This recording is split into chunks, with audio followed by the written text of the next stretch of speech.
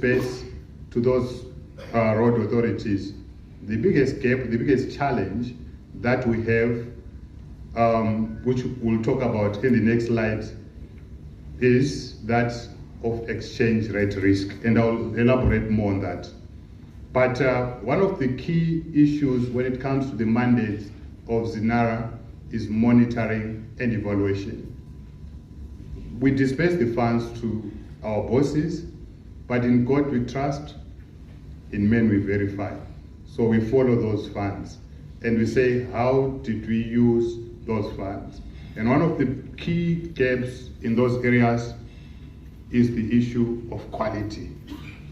You find that our biggest challenge right now, if you go to where you stay or where you drive through, you find that the roads are continuously being maintained over and over and over again.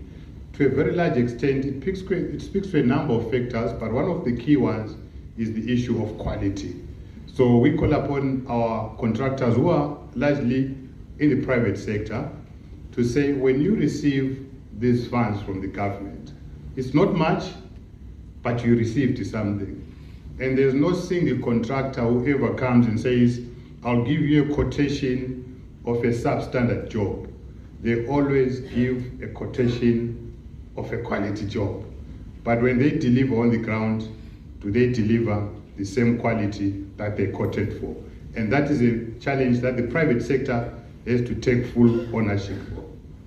So now when it comes to the gaps, as I said, our biggest gaps when it comes to funding the road authorities is the exchange rate risk. The very simple example to give you is in January, we had a budget, a very good budget, but that budget gets eroded as we go. So which is why the PEMSEC was talking of where you'll find hips and hips in various areas. They started off with a budget.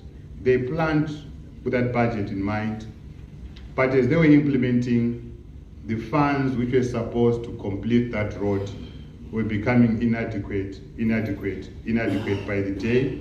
And what happens?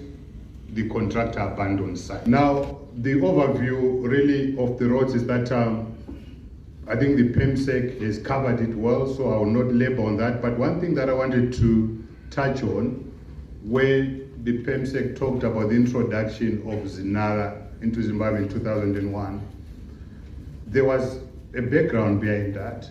So one of the things that Africa realized over the years was that the roads were there, but the maintenance was very poor. It was poorly done. It was poorly done because the funding was coming primarily from treasury in most of these African countries. But if you put a road, you put food, you put medicine, you put fuel, and then you say to treasury, here is your basket, fund something, the road always comes last. So that's the creation of the likes of Zinara. And Zinara is one of many in Africa. There is an African Road Maintenance Funds Association, which looks at what we look at on the road maintenance side. And the reason why these have been separated, I'll cover it up on the next slides as well. The problems, I think the PEMSECs have talked about them. I don't need to labor on that. But the key thing that we need to look at is to say, there is a gap when it comes to funding, when it comes to road maintenance. How do we close that gap? And that is what we're going to focus on.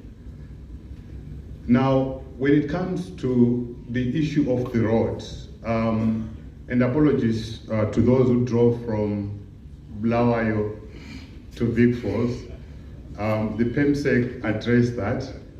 I hope you cased it rightly, but we fund the roads, we maintain the roads, but at least the contractor is already on the ground. They will try and help. But the biggest challenge we have in Africa and in Zimbabwe is on maintenance. We come up with beautiful roads and then we don't maintain them. By the time we try to maintain them, the cost of maintenance is very huge. We can no longer afford it. In the rural areas, the poor road maintenance has got a direct impact on the agriculture. The PEMSA gave a very good example of bananas. That's the impact that it has, not just on the farmer, but it goes through all out to the economy at large, because